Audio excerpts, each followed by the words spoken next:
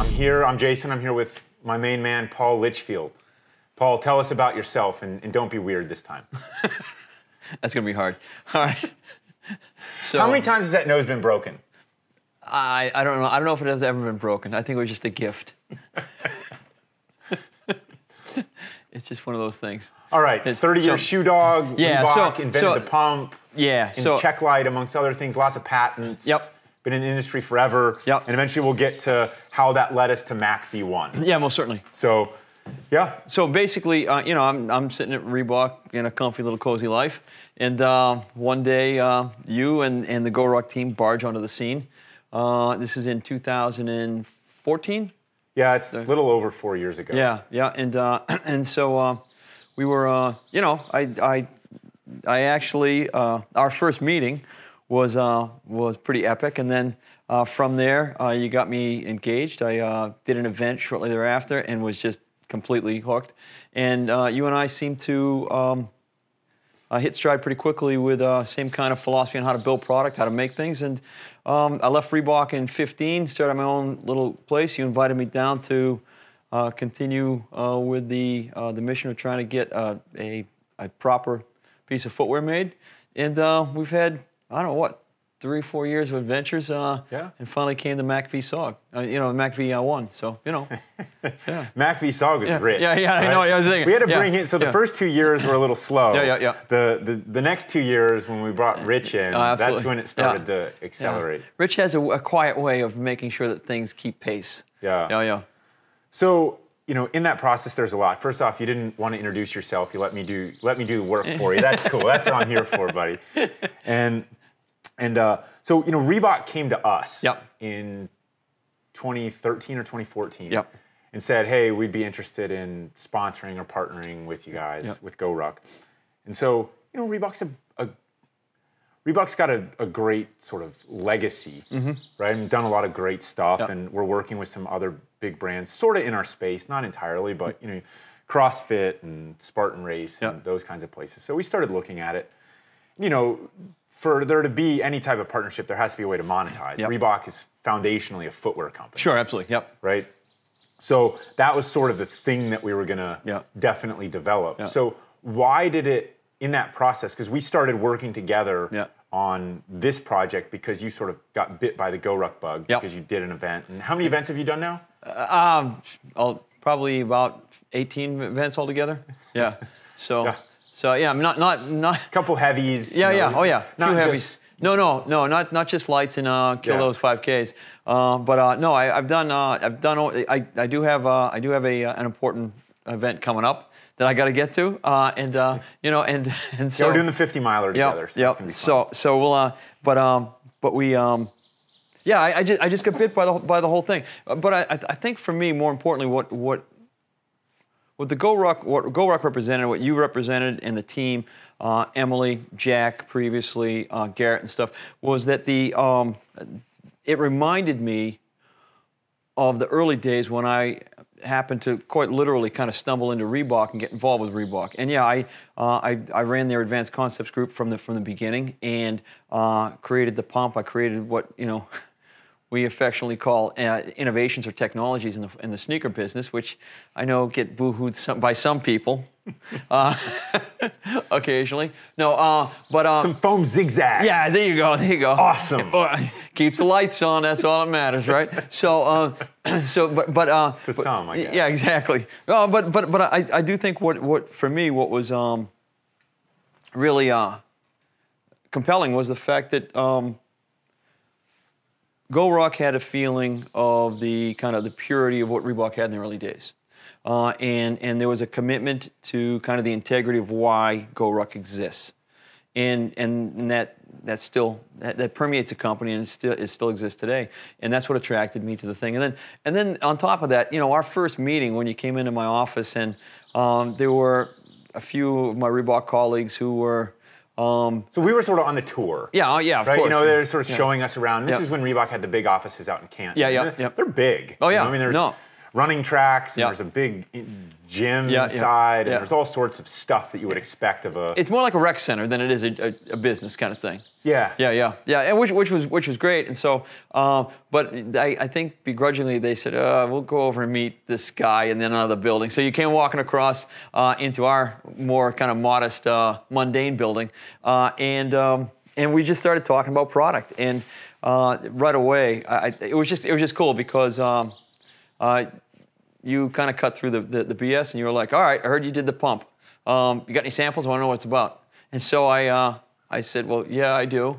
And I kept them in my office, you know, and stuff, because otherwise they probably would have been just scattered to the wind. And yeah, we just started talking, and you told me about what you did with GR1 and how you went through it and stuff like that. You invited me down to look at the archive files of GR1 someday. I'm like, yeah, I'm in. And we just hit it off from there. And it's just, to me, it was the start of, for me, an important relationship, and also an important kind of endeavor into going back and making really good product that's got a purpose, and that is on target to the objective. Which I know might sound like, oh, that happens all the time with every product people make. It isn't. There's a lot of compromise, there's a lot of appeasement, there's a lot of interpretation that happens that ultimately you take a product that might be on one extreme or the other, and it kind of all gets in towards the middle, so everything kind of looks the same. Everything is about, you know, kind of normal, you know, because you don't want to be out there on the edge because, you know, God forbid somebody doesn't like it, right? Yeah, so when everyone has to like something, it's just, you know. That's vanilla. It's like they sell a lot of vanilla ice cream only because people have to eat it, you know? I mean, and the smart ones, they put stuff all over it. Exactly. Right? They try to mask it from vanilla, right? So look, I mean, ultimately, I think it had to go the way that it went, where, you know, GORUCK partnering with some larger footwear company. Yep. I mean, my take is it was never going to work, no matter who it was. What's your take? No, absolutely, and because I think that there is there's an open-mindedness here, and especially with you, Jason. But there's also a clarity of what you want, and a lot of people try. I mean, we've even had that on this little boot adventure, right? We've had people, good friends of ours now, who have interpreted, oh, this is what Jason wants. And I've always been like, no, that's what you think he said. Here's what he said, specifically, or verbatim. Make it like that. And when they don't, they come around.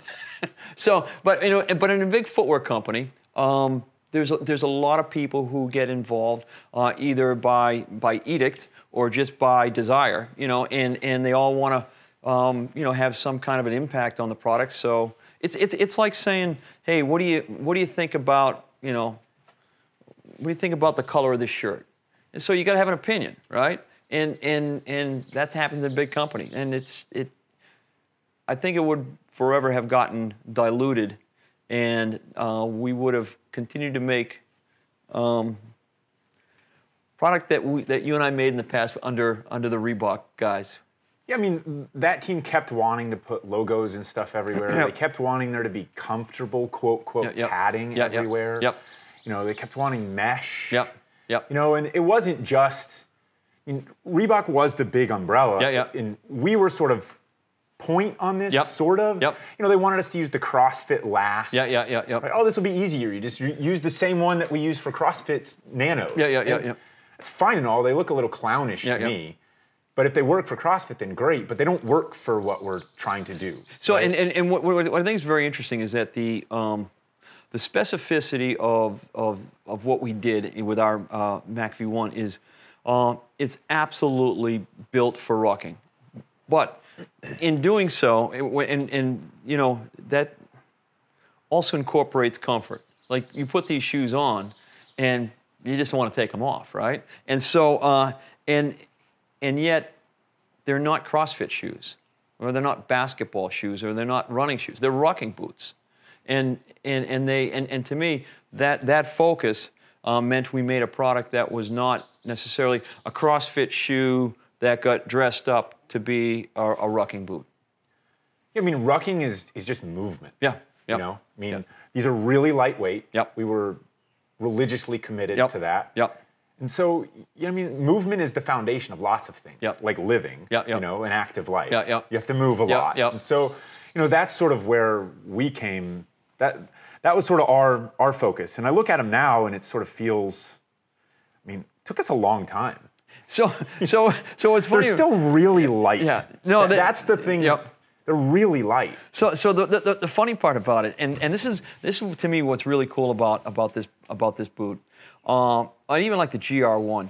You know, you look at this boot and you go like, well, this took you 4 years. It's simple, right? It's like, what the hell took so long? I mean, it's a simple, elegant boot. You know, and I don't mean elegant from a soft perspective. I mean, you know, there's a Spartanistic, there's a minimalistic aspect to this thing.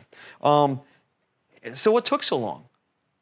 And to me, that's always the coolest compliment going, because people go like, well, you know, they just they overlook the simplicity belies the details and the kind of torturous path to get here.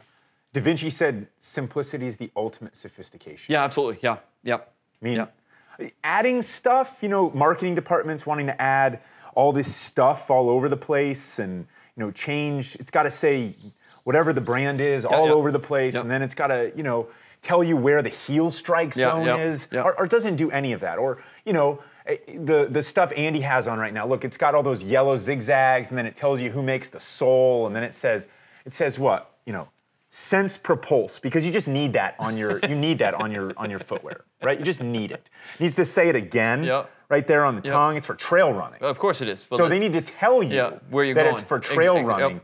It's not enough that you buy it and it's on the website and it says, hey, these are trail running shoes. It's got to actually say it on there. And right? these are nifty Gore-Tex too. Ugh, disgusting, right? But then there's spacer mesh. I mean, why would you have Gore-Tex that's this low? Anyway, I don't get it. Doesn't mean that there's not a place for them, but I don't get it. So anyway, you know, fantastic. That's awesome. We didn't do any of that stuff. So we went our way, and we were uncompromising. That's what takes so long, because it's not like we're sitting here. It'd be cooler if we were in your barn with all of the materials that we can just do this entirely ourselves, right? There's other people that have to interpret parts of the process, and, you know, how thick should this little strip of leather be? How tight should the closure be? Should these be 3 millimeter or 5 millimeter laces? You know, where should the drain holes go? You know, the leather on the interior on the for the heel counter. I mean, all, you know, how high up should the rubber on the front go? Because you don't want these to look like, you know, just disgusting, just things where they're just covered in rubber, like it's just. That's where all the weight comes from. So, you know, all of those little millimeters and all those little details, they mattered greatly. And when each one of those requires another iteration, you start to see, this is pretty simple how this got to be 4 years. Oh, yeah, no, absolutely. And I also think that inside of that, or along the way, the team that we have that we've kind of encountered, and the team that we've kind of that's embraced us and embraced you and GORUCK is awesome, because we have some of the best shoemakers on the planet who are, you know, from, you know, all continents almost, right? Out at our factory, and they're all committed to GORUCK. They're all committed to, you know, to adding their piece of expertise, to your point, on the materials, on the construction, on the details. And yeah, sometimes they wanted to, again, put their kind of signature on it and help to educate us on what proper shoemaking is, or whatever the case may be. But, you know, ultimately they came around and understood that, hey, this was requested specifically for a reason. Please do it like this. And they did, and yet they also imparted their expertise. So that's why I'm actually super proud of this boot. I think it's phenomenal.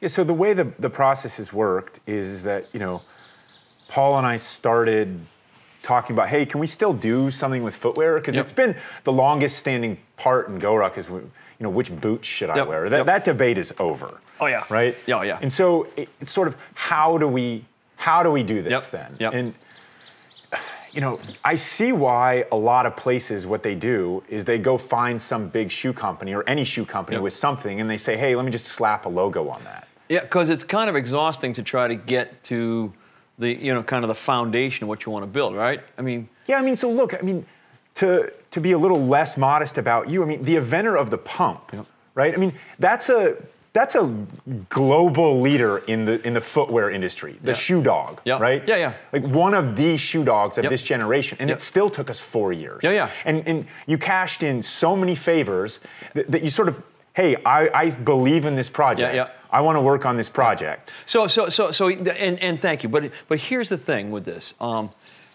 Because of my track record and working on product that when I'm kind of passionate about, the product tends to go pretty well from a revenue standpoint and from a volume standpoint for all those involved, whether it be the brand or the factories or whatnot. So I had that track record going. And then the thing and truthfully, this is the coolest part about this is the 1-2 punch of this whole thing, because okay, I opened the doors and stuff, and I expressed my enthusiasm and what I wanted to do, and folks that I've worked with in the past said, okay, we're willing to help out. You sealed the deal. You and GORUCK sealed the deal because you came in busting through like you do, and GORUCK is not only believable, but there's an essence to the GORUCK brand and an energy to it that's palpable, and that's the kind of thing that the folks that are now on our team and our extended footwear team, they get it, they can feel it, they can sense it, and so I come in with my street cred on my side, and it's bolstered and actually reinforced by the street cred of GORUCK and you, and all of a sudden they go like, well, shit, this is going to work. I mean, we got factory owners, kind of all in the Pacific Rim, in Vietnam, in Korea, who are waiting for their pair of GORUCK boots. Well, they make boots they make shoes all the time. They don't need 4 million pairs a month. Exactly. They make. And yet they're like, okay, when's the commercialization? Which is the size grading, because they want the first pairs, which is an absolute. It's a huge compliment, because they don't wear anything they don't want to wear, right? Yeah. So it's just very, very cool, and I think that 1-2 punch is it makes it super unique and super powerful on the footwear side. And so, as I've started to, we're kind of, right now we're what, a month away from sort of doing the pre-sale. Yep. And then, we're what, 6 weeks or 2 months away from these actually shipping. Yep. Which is pretty cool to think about. Yeah, sure is. There's been this sort of fast moment of kind of reflection on the process. Yep. And so we've talked about 4 years, and that's cool and all. For me, though, it took a lot longer. It took the three of us, so you and me and Rich, yep. and I'll sort of go through us one by one, but it took us our entire lives in some ways. Oh, yeah. Our careers in yep. some ways Yep. to get to this point Yep. where it only took us 4 years, and Yep. they ended up great. Yeah. Right? Because if we were telling the story about, oh, this took us 2 years, right? That still sounds like a long time to Yep. a lot of people, but they would have sucked. Yeah. Yep. Right? We're sort of looking at Yep. some of the old versions. 2 years. I mean, that's what they give someone to the extras in Mad Max Beyond Thunderdome or something, and they weigh too much. Yeah. And But what's interesting about it though, Jason, and to me, any one of the ones maybe not the first few, but let's say as we were going through the different iterations, couple years, 3 years back, 2 years back, we could have made and sold any one of them. They're all decent footwear. I mean, they didn't have like nails sticking through it. They're all okay. we can slap a logo exactly, on it. yeah. And so, the difference between, and again, the parallel paths that you and I took on our product creation history, right? What you did with GR1 and stuff like that, and even on the apparel side with Joe and the various folks out of Spokane, right? To go from good to great is like 80% of the effort. You can get to good, and we got a bunch or more. Yeah, exactly. Yeah, maybe more. Maybe 90% of the effort. I mean, you spend. Yeah. So in business school, I always joke that you can spend. It was the 80-20 rule, the 90-10 rule, I forget, right? But you spend 80% of your time on the last 20%. I was like, nope. I was also starting GORUCK. So I'm not going to do that. We're going to spend 20% of the time, and we're going to turn in a B. Right? Now, that's because at GORUCK, it was the complete opposite. And so it took me going through the GR1 process and building other stuff where spend so much time at the end because everyone just gets fatigued. Yeah, and eventually you go like, that's good. We'll do it next time. And it's like, well, no. And then it sucks out of the gates, and you say, "Oh, well, we'll fix it next time." And then, but who cares then? Because it sucks. Exactly. Right? Exactly. Nobody wants you to fix it. They want you to do something new now. Because that one sucks. Exactly. Right? Exactly. And instead, if you just did it right the first time. Yeah, and GORUCK then becomes some other JanSport. Well, I mean, all the respect to those folks, but it's like it's just different. So I cheap gear at cheap prices is not for us. I get it, and I do think, however, I do think that the value of the product that we're making, from the rucksacks to the apparel to now the boots, goes way beyond people's expectation. I mean, these things, I know. I mean, dude, we've worn our product. You, me, Rich. We've worn this product around the world. We've done some pretty cool things in it. Yeah. And we've had them on for long periods of times in some less than comfortable environments. And I wear them all day, wear them all night, and drinking. I mean, they just work. I mean, Rich is so the way the three of us have worked is, I've brought this sort of GORUCK experience and making sure that we stay within those guardrails. But without the translation of what that means to footwear, it took not only your involvement as a shoe dog or as knowing the factory and all of those people, but it took your participation in all of those GORUCK events, in all of those sort of extreme levels of buy-in that were not just, I mean, they weren't, this wasn't just something which it ended up being with a lot of people, where they saw the potential for the GORUCK brand and they kind of kept it at arm's distance because it was a little too, like, oh, this is aspirational, right? Well, it stops being so aspirational if you get in and actually do it, which is awesome. So, but you had to translate a lot of that in footwear speak. So that here's the why and here's how this is. You need a wider space in the toe block because your feet are going to swell. Exactly. Because they swell in every sport. When you're on your feet, but with rucking, there's a little bit of weight.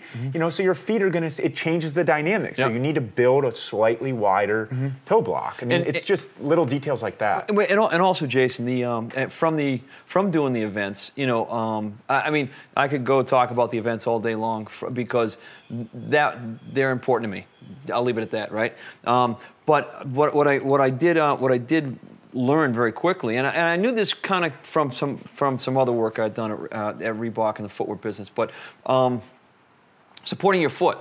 Not just wrapping your foot in a shoe or some foot covering, but supporting your foot. And so the inner sole, the insert is, to me, has always been fundamentally important. And so the notion that you got on board with that, or you already had that from your SF days, but the notion that you got on board with that and you helped to support that, made the whole package different. And that lens was only kind of brought into focus for me by doing events. Because it's. So how does it usually work with a big shoe company? The insole or the insert or. So okay, so you don't see it. So I would venture a guess that most folks, unless you buy an over the counter like Dr. Scholl's or something like that. People don't think about their inserts, their sock line. So they're different vernacular. It's called an insert. It's called an inner sole. It's called a sock liner, and it's that piece of material fabric and material that you pull out of the bottom of your shoe. It's supposed to provide some cushioning and. Yeah, what it provides is cost savings because most brands, almost every brand. Whittles that down to pennies, which means, and that's where you go from an inexpensive item to a cheap item. So it's basically a throwaway, and it's also, to me, it's the secret sauce, or it's the component that can make or break a shoe. An experience of wearing. Oh yeah, no, exactly. Yeah. That's a good call, and that's what it is. It's an experience of wearing because a lot of times people who wear shoes that they like. For styling reasons or whatever, And they can't wait to take their shoes off when they get home, just so their feet can breathe and stuff. And like, oh, and you know, they massage their feet, or they kind of like put them up, and they stop throbbing and shit like that. Your feet aren't supposed to do that. You know, if you have the right support, if you have the right insert, your foot is captured, allowed to move, but also supported throughout the gait phase, from heel strike into midfoot stance to toe off. And that support, if you do it properly, helps. It helps literally. It's like the ankle bone connected to the knee bone kind of thing. It helps from the bottom all the way up. And particularly if you're under a load and doing some dynamic movement like rucking and then other activities in between, yeah, it is absolutely paramount. Yeah. And most shoe companies, they don't, and even boot companies, inserts are not part of their gig. Well, because when it goes through the big sort of all the departments have to have an opinion, someone in finance says, no, we're not going to spend 10x on an insert. We're going to use the cheapest thing possible. And the goal of the normal sort of very thin cushion, at least from my perspective, is because it's sort of rough. Yeah. When you take it out, you'll see you don't want. It feels hard and it feels rough. And so if someone's going to put it on the first time, you want them to give them the illusion of some type of cushy comfort or whatever, right? And it's a different kind of friction. It's not quite as rough. Exactly. Yep. So that's sort of that's it. No, there's no support. Oh no, there's absolutely no support. And what it does is it allows for better margin. And what you said, I mean, because everybody else does it, no, we should do it. And that's kind of the mentality inside the businesses. You kind of go up against your competition. I think and there have been product out there. There have been footwear products, sneakers and things like that out there, where it breaks from the norm. And it sets its own agenda. Sometimes that's successful. Yeah, sometimes I've heard of the pump, Paul.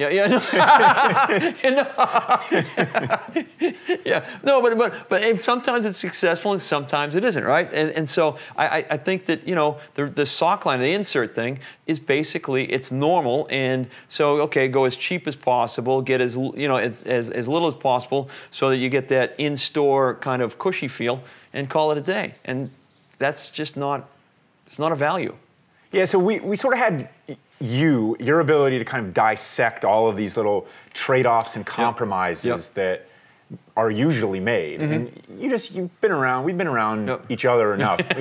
There's not really a lot of victory in compromise, right? No. I mean, you just default to something that everybody's gonna like, and before you know it, someone's gotta tell you where the heel strike zone is, and they gotta tell you what the fabric is that it's made out of, on the exterior of the shoe. So this is Gore-Tex. This is, and they write it on the shoe. I just don't get it. Disgusting. Because I wouldn't say it's certainly not victory, and vitriol, maybe a little bit. No, but I think what's funny is that you could probably be a Boston kid. You got enough sarcasm and cynicism in you. I'll take that as a compliment. There's a lot of good people up here in Boston, Paul. because I think that unwavering, not smackdown, but commitment to direct speak, let's call it, makes it awesome. So it's like, why do we need this? Like, why do we need this says, well, we're from Gore-Tex. Why do we need it says heel strike? Why do we need to say, like flex zone? It's like, I fucking know that. My foot, I'm sorry. I know that. It's fine. I know that. My foot works like that. I know. So I mean, those kind of things. Well, because marketing says, okay, when you're at Foot Locker and you get it out of the thing and you're trying it on for the first time, and you're a gorilla, because that's what they think you are, right?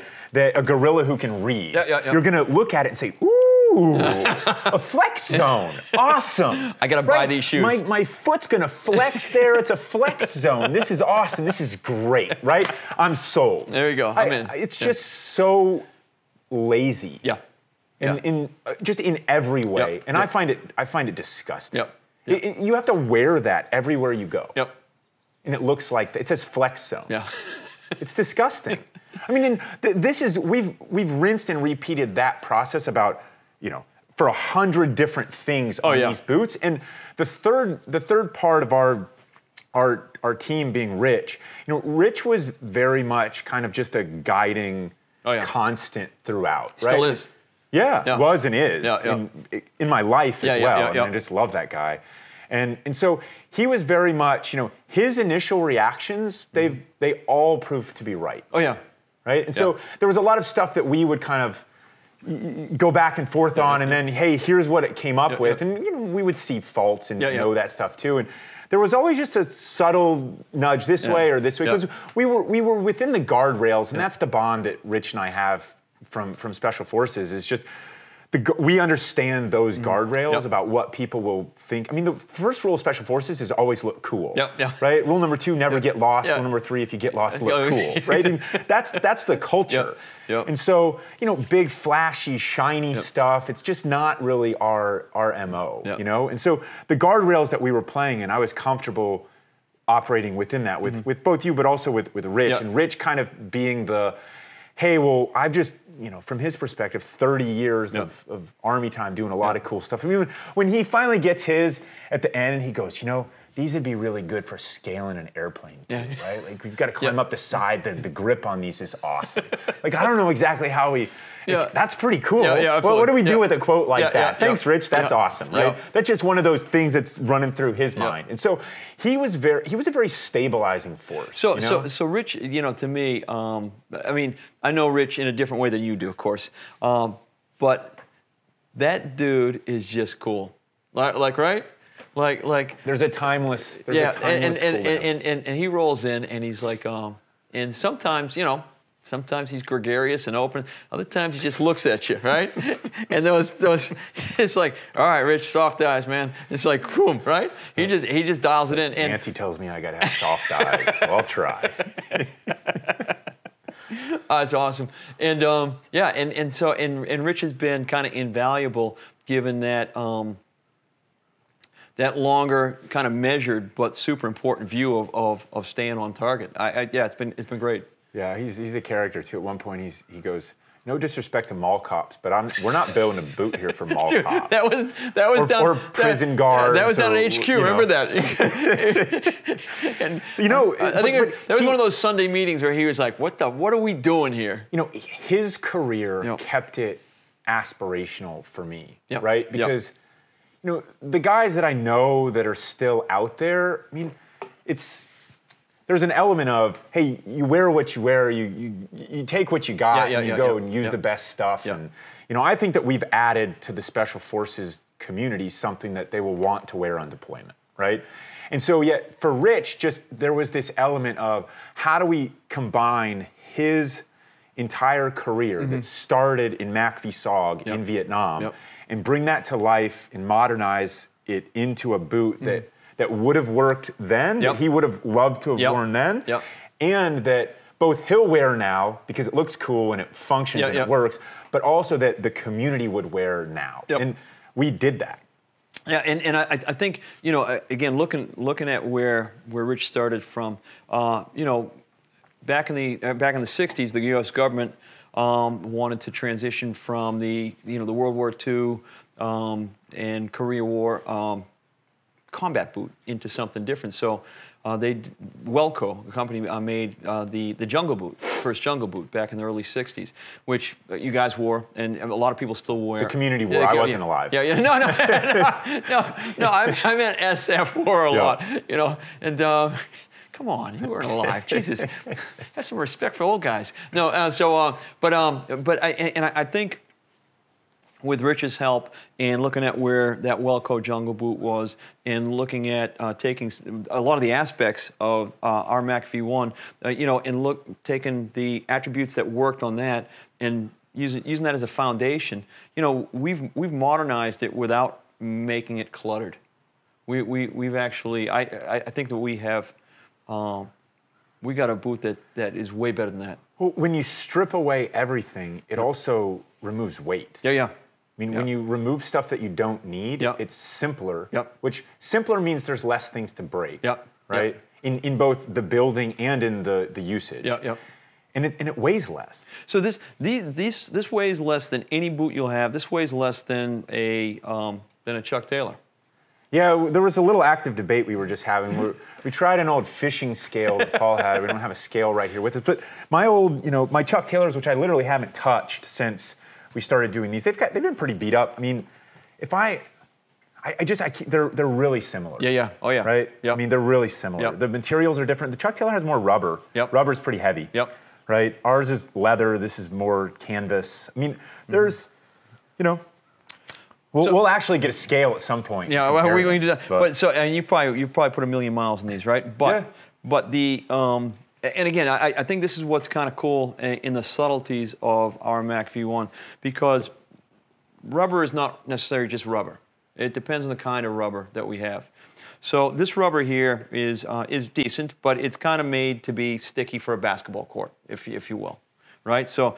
It's not on the Chuck Taylors. Yeah. On the Chuck Taylors, yeah. and so it doesn't. On the Chuck Taylors, they don't necessarily. They're not meant for mile after mile. Whereas our, we have overall less rubber as far as thickness goes, but ours is more durable because the way it's made is actually almost like a car tire, kind of high abrasion, high durability. So even though there's less thickness of rubber, this will outlast any number of Chuck Taylors. Yeah, I mean, Chuck Taylors are pretty disposable. Oh, absolutely. I mean, and the problem is well, the good thing about them is they're simple. And there's a classic sort of timeless style to them, which is one of the things. I don't really like big flashy stuff all over the place. They don't, there's a little bit of a, Converse All-Star. Okay, I can live with that. But they're not super flashy, especially when you go black on black on black, which are pretty adaptable to a lot of different things.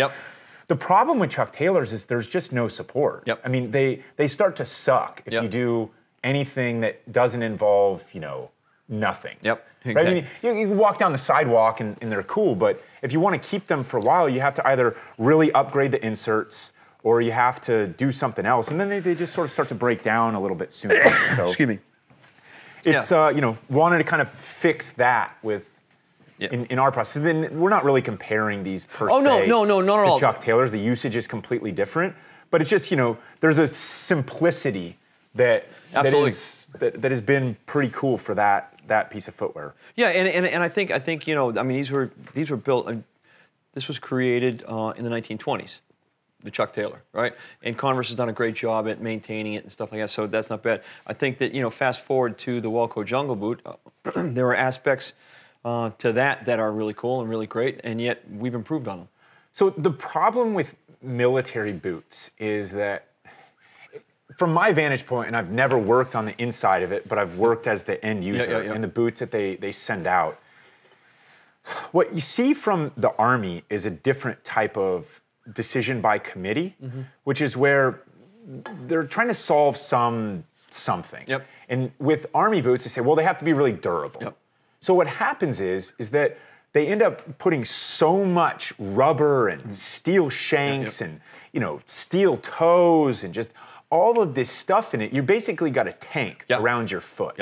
Now what happens in Special Forces is you say, I refuse to wear that. I'm on my feet. You have to, and this is Rich's line. You have to live in your boots in Special Forces. And that was a guiding principle that we applied to MACV-1. Was you have to be able to live in them, which means you have to want to live in them because you have a lot of options. These are the ones that you want to live in. And so the military boots that are sort of general issue that nobody in SF wears because they're too heavy. And the adaptation has been that guys want something that feels like an athletic shoe, but that performs like a boot that a Special Forces guy needs, right? So you can ruck all the miles, you can assault, you can sprint, there's support, you have to jump out of an airplane, which the jumping's not so bad, it's the landing that can have a tendency to kind of hurt. It's not really a jump, it's more of a fall, isn't it? It's more of a fall. And so there's a different level of decision-making by committee or serving the wrong masters, whatever the case may be with military stuff. So this process, when I say it kind of took all of us finding each other, the three of us, and then it took the experiences that we've had in life, and part of what my contribution was based on was the stuff that we'd done with GR1. Because it felt very similar to, it started out with people saying, well, you've got to have, all the things you've got to have, right? You got to have logos all over the place, you got to have spacer mesh, you've got to have rubber kind of everywhere. You got to have padding, otherwise it'd be uncomfortable. You got to, not true. Exactly. Not true. And so that process was very similar to this one, where it ends up as just simple, tough, functional, and we're really proud of what came of that. So, when you're saying that, the other thing, the thing that I was just thinking back to was the last, let's say, before we confirmed, the last 8 weeks or maybe 12 weeks of the top collar, the closure. Yeah. And getting that pattern. Like, we're talking like literally millimeters, and some pretty animated conversations with our pattern guys. Yeah. Who were pretty staunch on, like, hey, this is the way shoes should be made. And you're like, yeah, they're not comfortable. We're going back to what we should be. Oh, well, we're not sure. I mean, it finally took some good face-to-face meetings. A plane flight to Vietnam. Oh yeah, yeah. I mean, and then a few meetings, and then some adventures way up north of Vietnam, and we came back with those shoes and said, plunk, here's what you need to do, and they finally did. But I mean, those little details in. It's sort of like, do you want to be doing this for another 4 years? Because you're going to do it your way until you're not. Exactly. And when you stop doing it your way because you just want to do it your way, then we'll do it the right way. Exactly. Yeah. And that's just I wouldn't mind doing it for another 4 years. But here's the thing. No, me neither. It was fun. It will be fun to get it out there, though. Yeah. But I respect them for sort of holding their line. Oh, absolutely. And what they believed in. The same way that, if we'd come in from day one and just said, okay, what do you have? Let's take those patterns and make it out of leather and sort of, slap a drain hole and call it a day. There would be no respect for this. Absolutely. Absolutely not. At some point, you got to slap the table and say, you're going to do it just like this. Right? And then I'm going to approve this. And that's exactly what happened. And that's what we did. Yeah. And so that was, but there was a lot of evolutions that came about because of the collaboration. Oh yeah, no, absolutely. And I think, and again, I think everybody who's on the team has put their part. Even SS Kim, on the logistics side, suggestions. He basically runs the factory. He runs the factory that does 4 million pairs a month. And he was doing spreadsheets for you to optimize. I mean, that shit doesn't happen, right? Yeah. And so everybody on the team has put in. And to your point, they've been pretty passionate about trying to convey their belief, and then ultimately, if it passes muster, we use it. If it doesn't, we won't. They're not ruckers. No, exactly. They don't have that experience, and so that's where if you just cave in life, if you just say, nobody said magically, hey, you're the best rucker ever, because I'm not. Right? It's just I have a lot of experience with Rich. Rich has a lot more experience rucking. The cadre that we've involved with the project have a lot of experience rucking.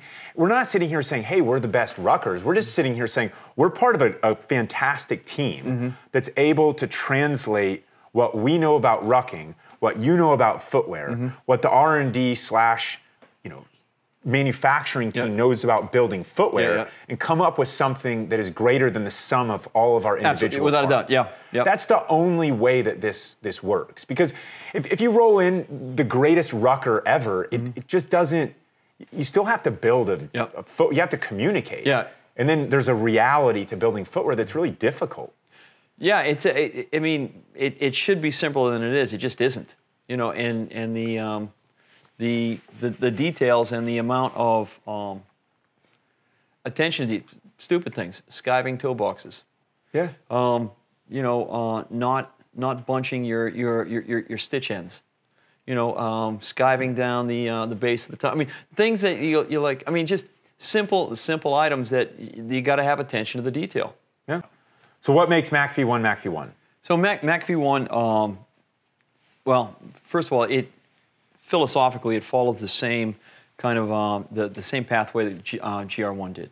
Not only from a perspective of kind of the torturous path of how to go from the idea to the final delivery, but not for the faint of heart. No, it's not. But also in its elegance and its simplicity. And when I say elegant, I'm not talking about a dance party or something. I'm talking about the fact that there is a simplicity to the design. Everything that's on there is robust and durable, and there's nothing on there you don't need. right? And so it started with the last, which is essentially the shape of the inside of the shoe that you make the shoe around.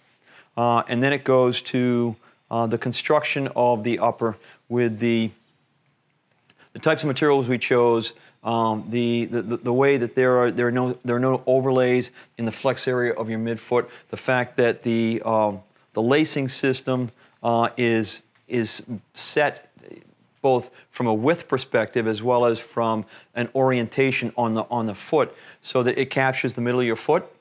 It doesn't impinge on your flex zone, and it also wraps around your ankle in a way that doesn't impact your ankle bone. I mean, simple stuff, right? Mm-hmm. But there's no foam in there. It's not going to. When it gets wet, it dries out. We got we got drain holes in it, and it rolls out. The midsole which is the foam, is there to provide some cushioning for rucking when you're under load, but it's not soft. I mean, if you touch it, it's a pretty firm material. But you know, the thumb test in a shoe store or something like that, brands will kind of will do things to make the foam feel soft. If you can squish it with your thumb, you don't want it under your foot. It's too soft, right? So the other thing is that the rubber outsole is, I think, one of the best designs that we could have made. It's low profile so that it's not going to absorb a lot and track a lot of mud and rocks and debris.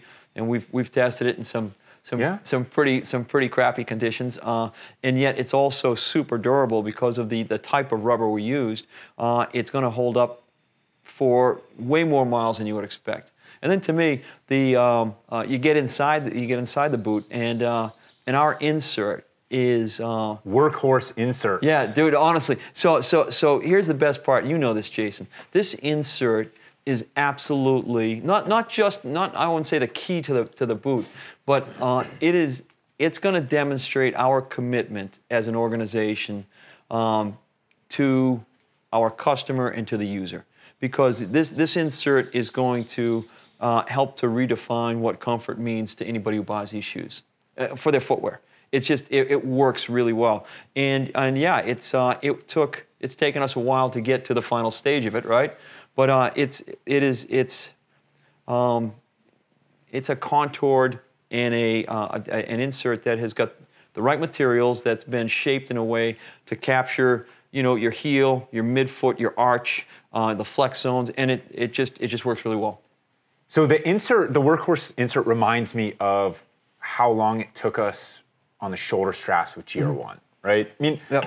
These are things that are overlooked, that are so obvious. When I was a kid, people would say, "Oh, you know, these people, they found something that was obvious, and they just did that." It never made sense to me. Oh, something was so simple, and this person did it, and it just Why didn't worked. everyone else do it? Why didn't anybody else do it?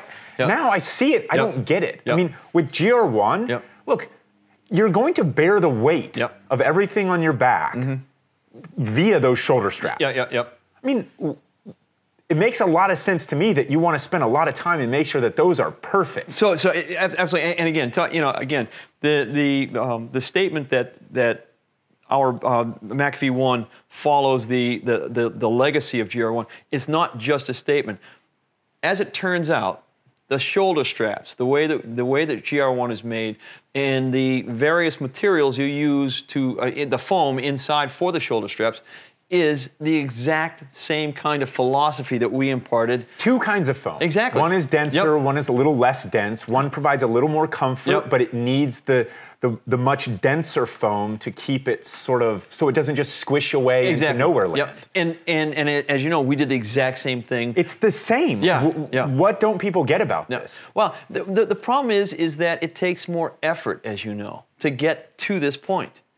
And it's just easier to, you know, I mean, everyone else is doing a shitty sock liner. Why don't we? I mean, why not? It was easier. It was just plug and play. At the factory, we just, here's your sock liner.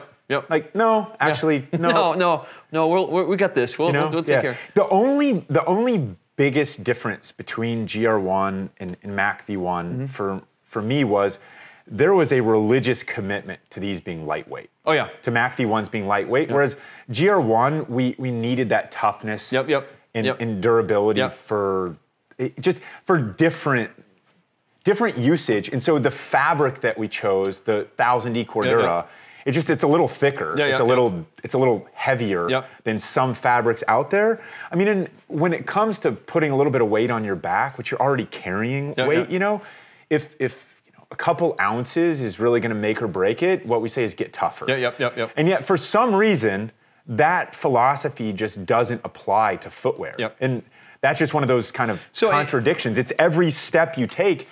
The heavier it is, the worse the experience is. Absolutely, and the other thing is that if you just look at, I mean, you know, your rucksack is being supported by your core. Your legs, you couldn't get any further from your core, and you're swinging this pendulum called your foot back, you know, for every step, and what, you know, and you know, thousands of steps for a mile, right? And so what happens is that you end up with you know, this you know, that weight accumulates over time pretty quickly. So if we can shave, you know, 2, 3, 4 ounces. I mean, I know for a fact that we've shaved a number of ounces compared to the boots, particularly if you're talking Garrison boots or issued boots. Oh my God, a pound. Yeah, a pound.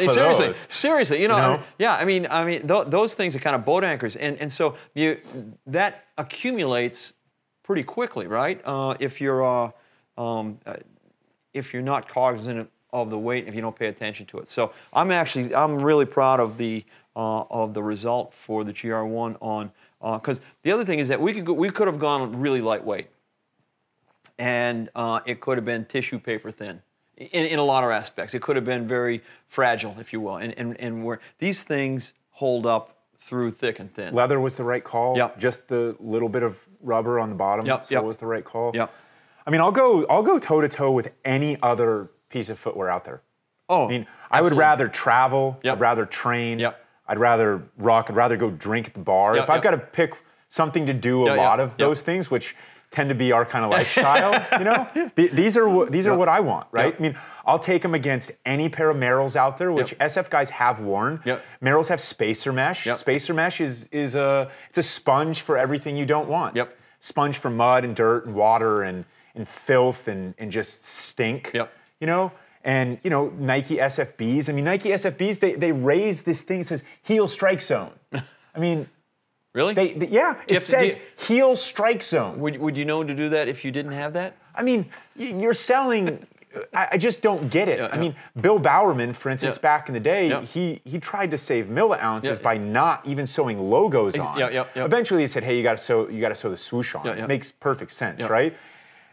Heel strike zone on the back of an SFB. That's the culture. That it's just philosophically and performance-wise, it's just lazy. I mean, there's no good reason that you should ever put that on there. Heel strike zone on the back of a boot.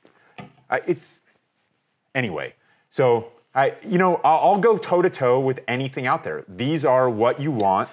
These are what you want. So we have literally taken boots. I would say out of the box, but they weren't. They were fresh off of the factory manufacturing floor. Put them in our rucksacks, traveled overnight up into the very north of Vietnam. On the Chinese border, that north.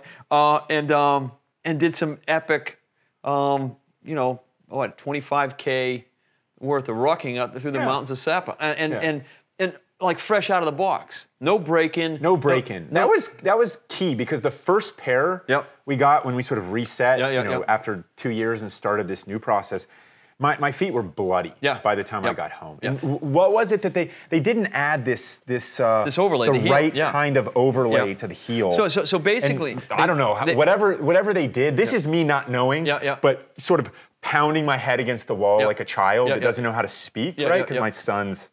I got one that's 1 and one that's 3. And when Jack especially gets really upset, and he can't communicate exactly what he wants, this is more of the terrible twos. He's gotten better. He just would sort of clench his fists up and get really mad, right? And so without your ability to sort of say, hey, this is what we need, this is the exact kind of material, this is how it needs to look in there, I mean, I'd still just be pounding my head up against the wall. Yeah. And so we added that, and then that was boom, problem solved. We did not have to address that again. No. They got that right like that. Yep. Well, and so yeah, I was able to direct them to what we needed. However, and again, the fact that you were able to demonstrate a bloody sock, a bloody heel, and a couple of photographs that were pretty specific about pointing or what not to do. You know, again, that credibility, you know, is well, there's a usage. It's not just, hey, I looked at this and I don't like it. Exactly.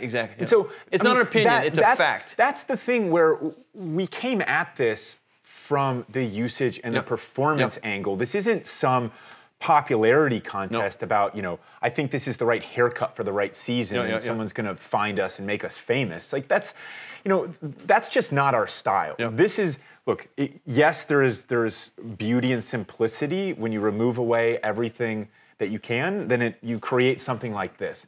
But there was an authority to what our process became as far as how we tested it. That took a lifetime to get to where we were. It took your shoe history converting into rucking the last several years, doing a lot of GORUCK events. My experience through Special Forces, I mean, my old jungle boots are just massacred. You know what I mean? They're proof of all the millions of miles, right? Plus the combat boots and plus doing that. Plus Rich's experience in every type of warfare I mean, he just amazes me. But every type of warfare, every type of terrain, from jungles to mountains to deserts to, you know, urban, all of that stuff. And it took all of those forces converging on this project for this to work. I agree. And so that's been a hell of a journey. I mean, from hey, wait, you have the pump stuff here? And we just sort of took the rest of the people, and M was there, and Jack was there, and some other big ups and Reebok were there. We just sort of rapped about, hey, here's the actual bladder. Hey, here's the actual, I mean, I remember it was really, really, and it was in, one of the guys was like, hey, time to go. Like, wait, we've only just begun. Exactly. Right, so that was really cool. And then, you know, a part of me, you know, look, our goal at GORUCK is we want more people to experience our way of life. We think it's a better way of life. And so I was excited about the opportunity to work with Reebok because I thought that through Reebok's passion for, you know, wanting to build communities and sort of what you'll see with, you know, the whole be more human thing, which I agree with. I think it's kind of a cold and callous way to say it because it's not very aspirational. But this idea that community centers are the way that people are happy and that's how fitness should happen, and really bought into that and what the Reebok philosophy was on that. And so that was interesting on the event side. The product collaboration just wasn't going to work though.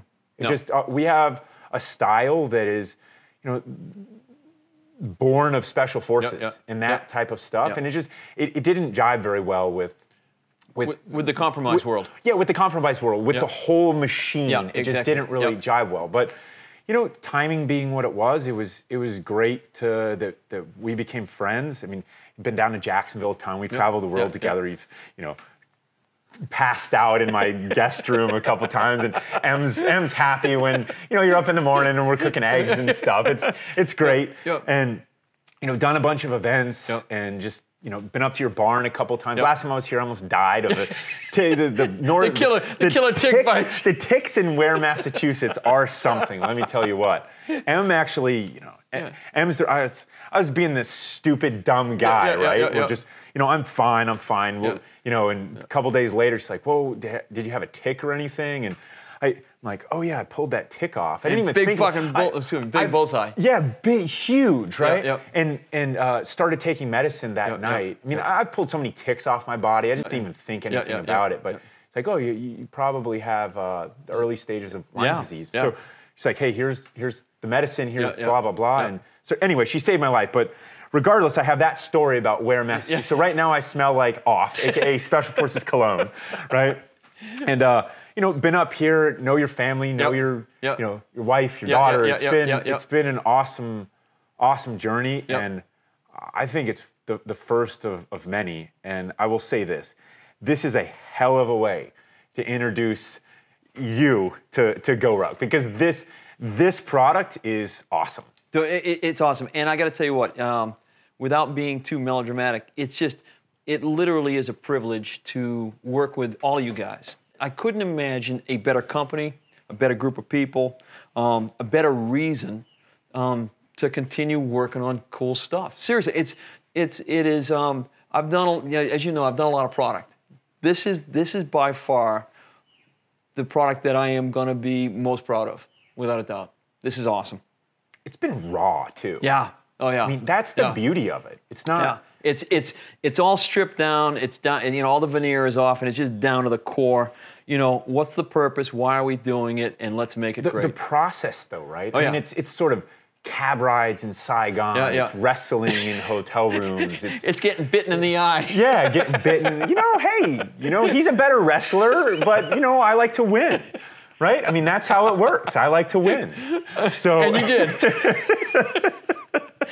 And it's sort of, that's what I think of when I think of this process. Yep. It's been, there is when you wake up in the morning and you have your cup of coffee and then you're human and it's time to get down to business, there has been a laser focus on making sure that the product is there, but without the camaraderie that we've developed over these years throughout these experiences, which, by the way, if you're going to product test stuff, you need to go do something. So you do those with people you like, you become, it's great. Well, and it's super interesting because I've done a lot of product testing and stuff like that, and usually it's all in not an antiseptic, but it's always in a kind of a controlled environment.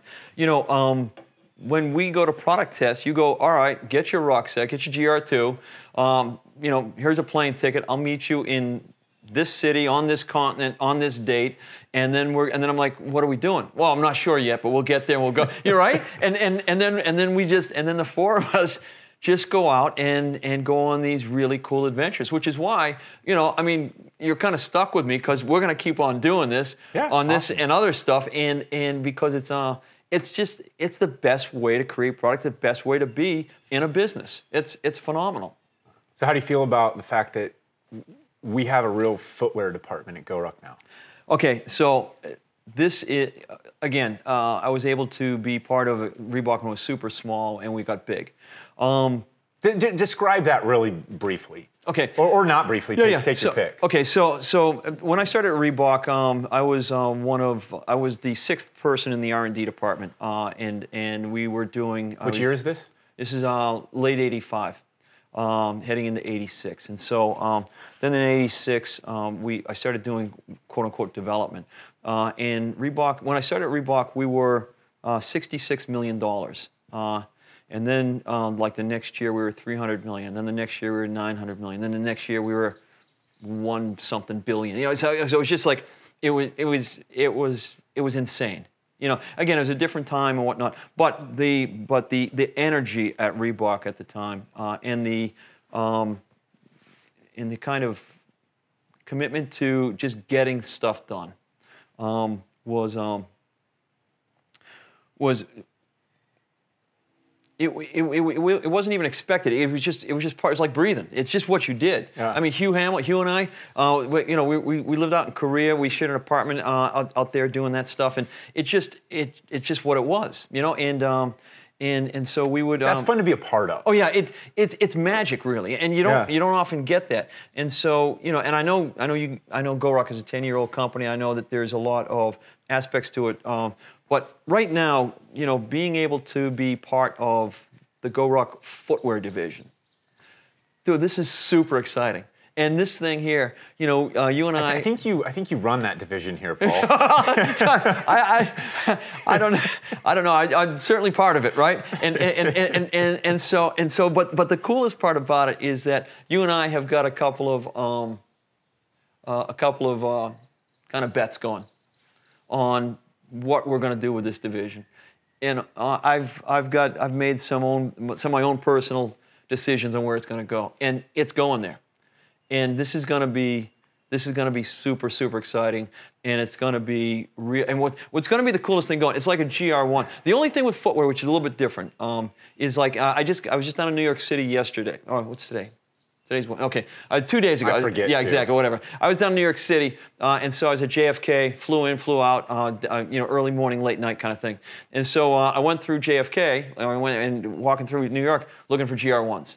Because it's just cool, right? And it's just now with footwear, you don't get, you can look down, but it's not the same reaction. But what's really cool is when I will see in the very near future in some public environment, and not at an event, but somewhere where someone is kicking around in a pair of MACV-1s, and I'll be like, yeah, shit, yeah, right? It's just cool. It's just cool, and yeah, we'll get there, and it's going to be ultimately way bigger than even what I've said.